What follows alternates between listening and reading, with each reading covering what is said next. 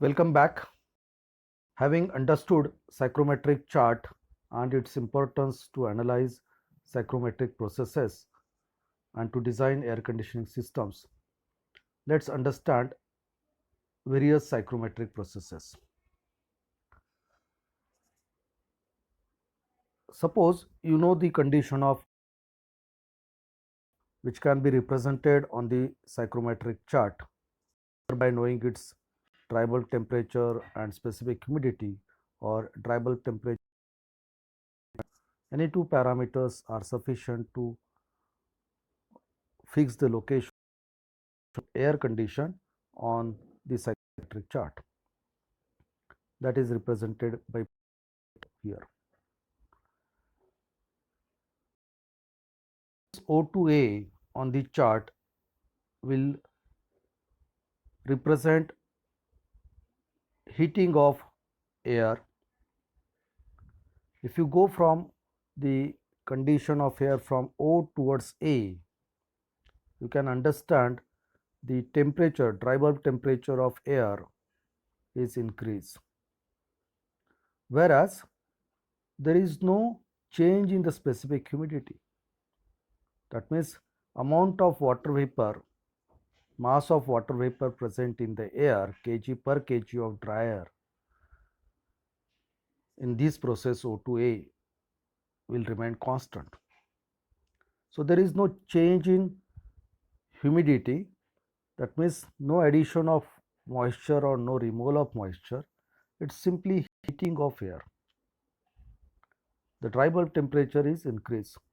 So this is called as a sensible heating process, which is one of the psychrometric processes.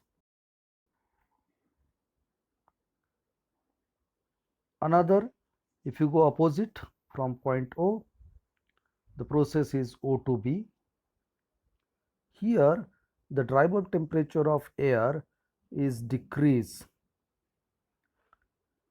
keeping specific humidity constant. So this process O2B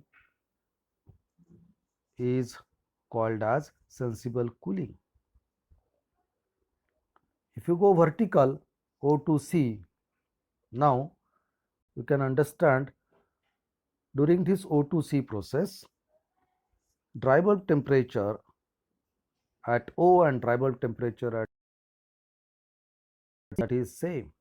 That means dry bulb temperature remains constant during this O2C process, whereas the specific humidity is increased from O to C. So that means the moisture present in the air is increased. So it's the addition of moisture to the air during this psychrometric process, keeping dry bulb temperature constant. So it's not heating or cooling process, it's only addition of moisture, which is referred as humidification process. If you go it downward, vertically downward, that is O2D, here again dry bulb temperature remains constant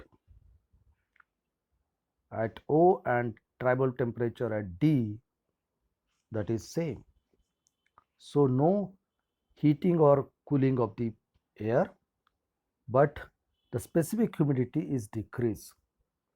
That means removal of moisture, which is called as dehumidification process. So O2A is O2A is sensible heating, O2B is cooling, O2C is humidification process, and OD is dehumidification.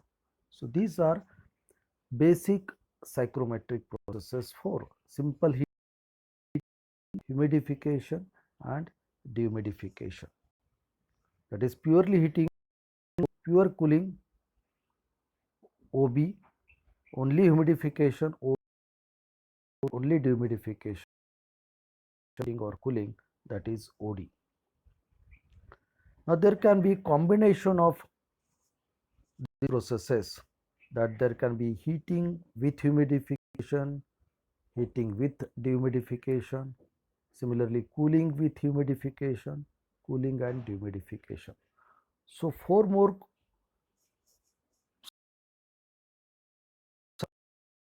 say this O2E, what it will represent.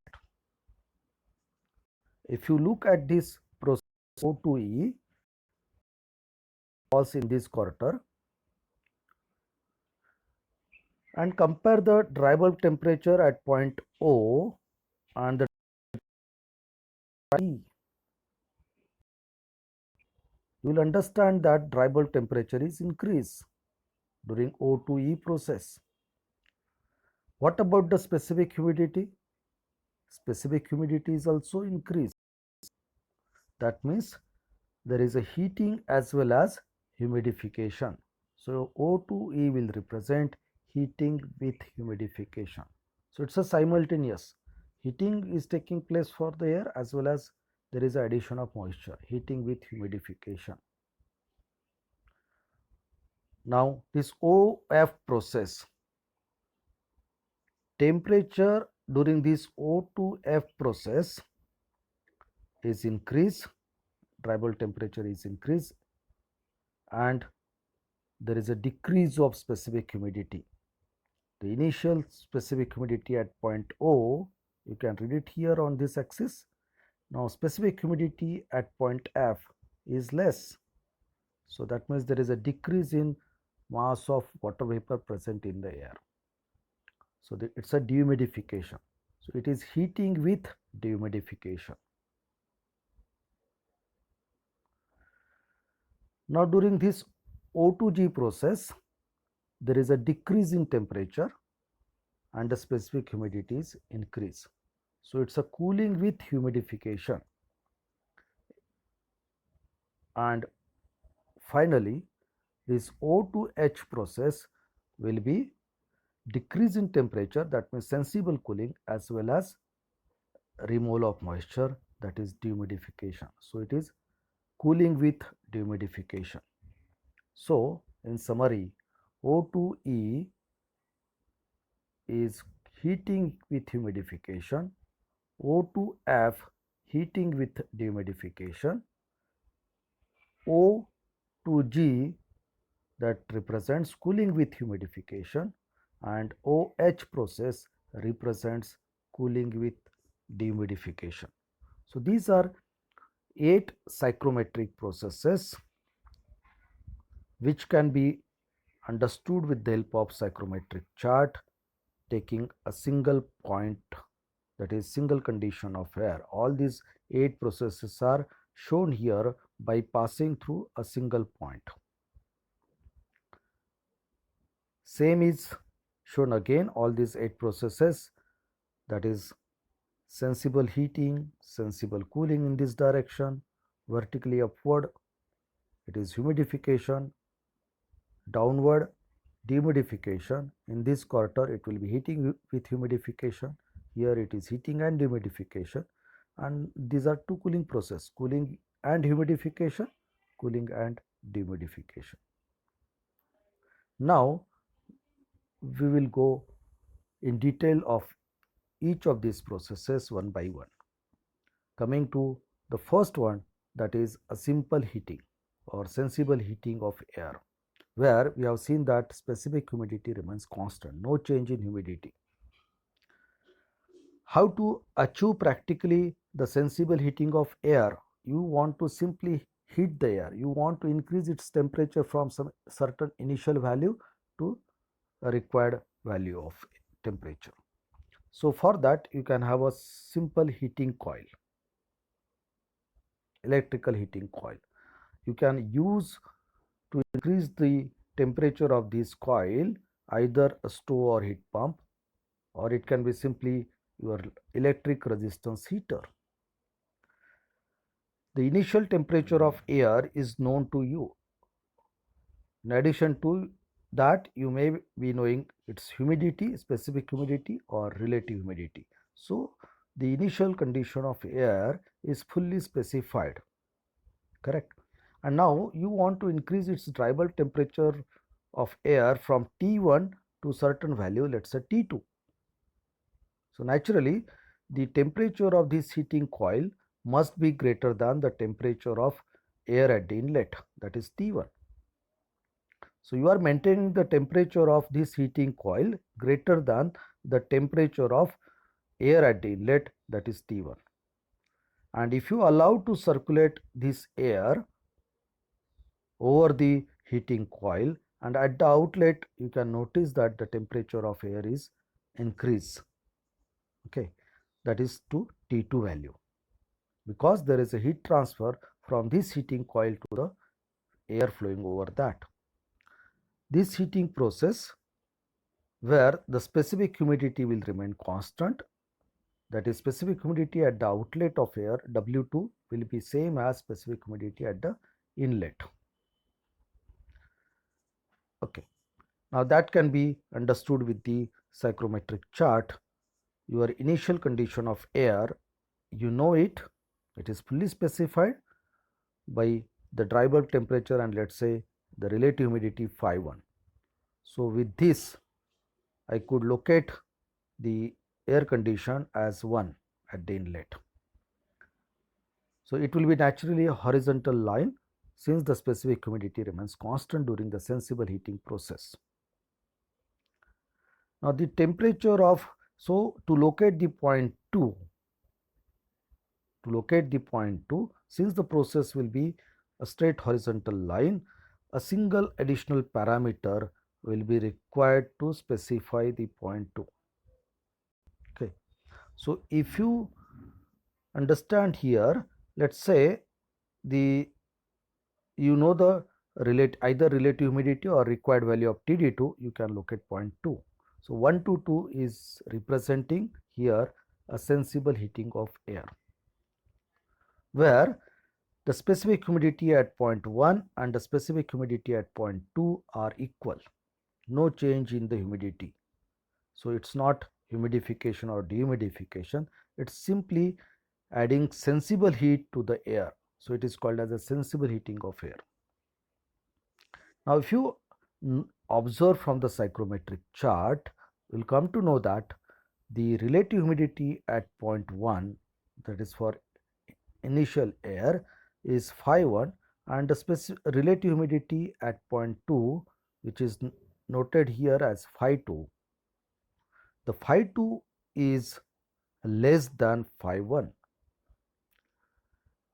This curve, you know, it represents 100% relative humidity. So in this direction here, the relative humidities are decreased. So this phi1.1 is close to the 100% saturation curve. So phi1 is naturally greater than phi2. What does it mean? During the sensible heating, though the specific humidity remains constant, that is W1 is equal to W2, but relative humidity is decreased from phi1 to phi2. Okay, the reason for that, the temperature is increased, correct, and you know the relative humidity is defined as a ratio of, that is actual mass of water vapor present in the in unsaturated air to the mass of water vapor present in a saturated air at a given temperature. So when the temperature is increased,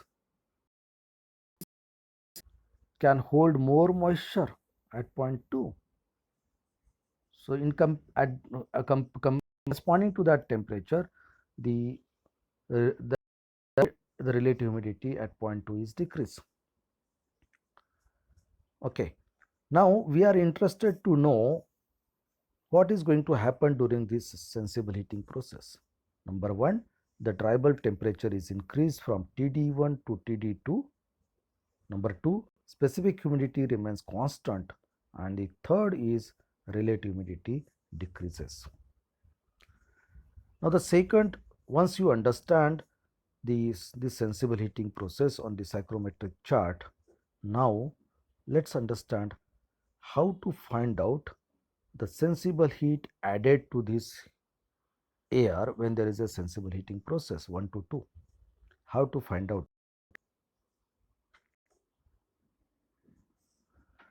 So for study a mass flow of air through applying energy balance, we can find out a sensible heat added per kg. That will be simply know the enthalpy at point 1 and enthalpy at point 2. If you read it from the psychrometric chart, H1 and H2 to the air, therefore enthalpy at point 2, that is H2, is greater than H1. So take a difference of that. The H2 minus H1 will give you sensible heat added kilojoule per kg, which is represented by Q. This can be further written alternatively in terms of C. Again, you know that the air has a mixture of drier part as well as water vapor. So for dry is sensible heat as CPA multiplied by TD2 minus TD1, change increase in temperature.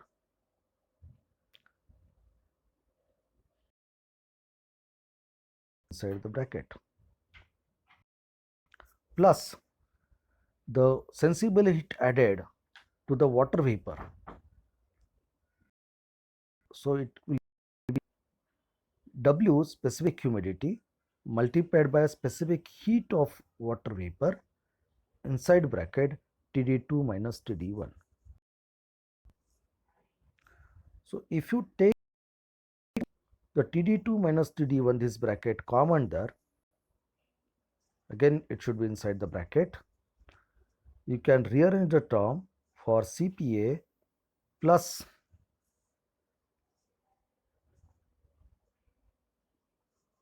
CPA plus W into CS multiplied by TD2 minus TD1.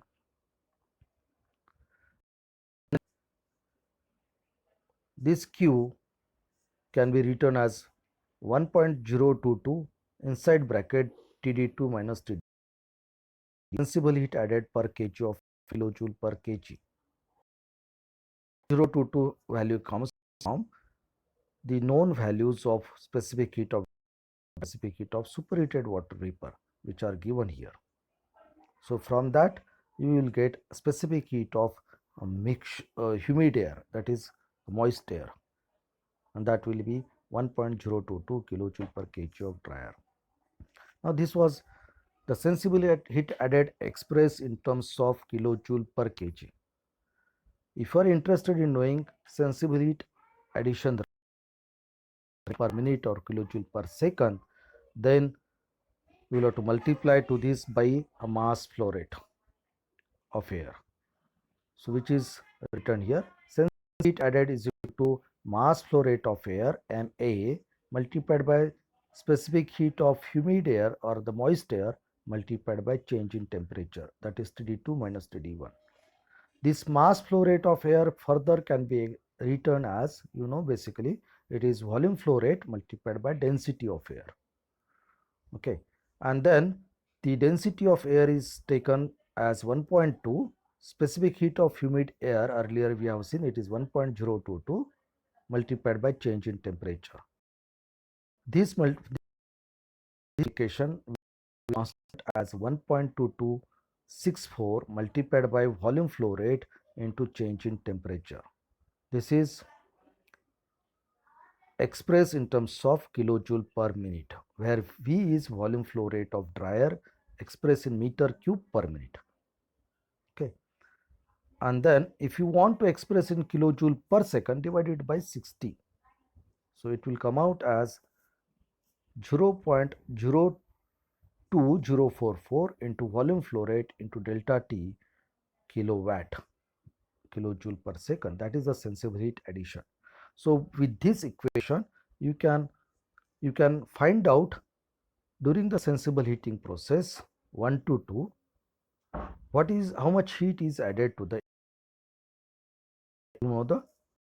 the difference, and the volume flow rate of air.